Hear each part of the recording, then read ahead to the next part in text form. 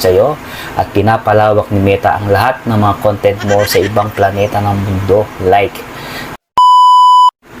oh, hindi ka ba nakikilala sa social media? Hindi ka ba umuunlad dito sa social media gaya ko? Hindi man ako actually gaya ko. Nakilala naman ako kahit papaano kasi nagmarami akong views at marami akong followers, guys. Pero kung gusto mong makilala sa social media, gumawa ka ng content na ang tawag dito, parang gusto mong makilala, yung parang gumawa ka ng content na kakaiba para mahalin ka ng mga organic followers. Yun, organic na tao yun, at susubaybayan ang buhay mo every day, every minute, every hour. Nice ka makita. Joke lang. Para gusto nilang inaabangan nila yung mga content mo as long na gusto mong patawa, gusto mong mag-tutorial, gusto mong mag-drama, kung ano man ginagawa mo, kahit anong content yan, susubaybayan nila kapag organic followers ang ibig sabihin nun. At syempre, alam mo naman ngayon, sa sobrang dami ng mga content creators sa Pilipinas, hindi lang sa Pilipinas, guys, sa buong mundo, sobrang dami at gustong kumita.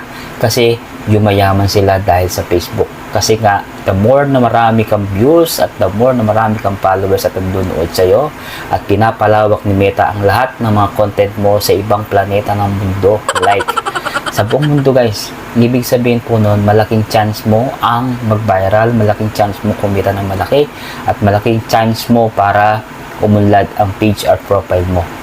At siyempre, malaking tulong yun sa iyo. At sigurado, tibang-tiba ka sa pera yun. Sigurado yun. Okay?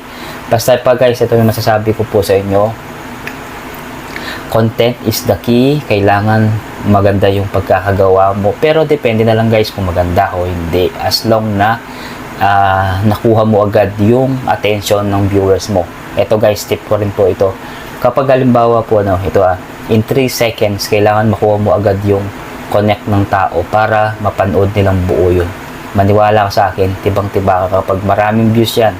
Kapag yung unang linya mo na ganyan, 3 seconds or 4 seconds or ano naman yan, or 10, kapag nakuha mo yung attention ng mga viewers, panonoorin nilang buo yan.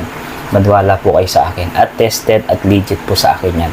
At syempre, guys, ito sa mga content creator, hindi naman po advisable na mag friends to friends kayo. Kasi ang maganda po talaga dyan is yun nga, content na lang talaga ang pinaka the best dyan. Content. Ayan, mag-focus kayo sa mga content.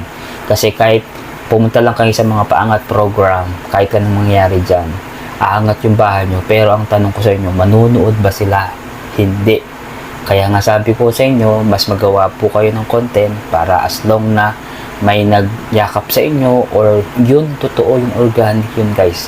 Legit at tested dyan. Alam ko, mga content creator ka, alam ko, legit yung sinasabi ko, at sasabihin mo dyan sa baba, tama ako, di ba? Sinasabi ko sa inyo, tama ka, Edward, tama po kayo.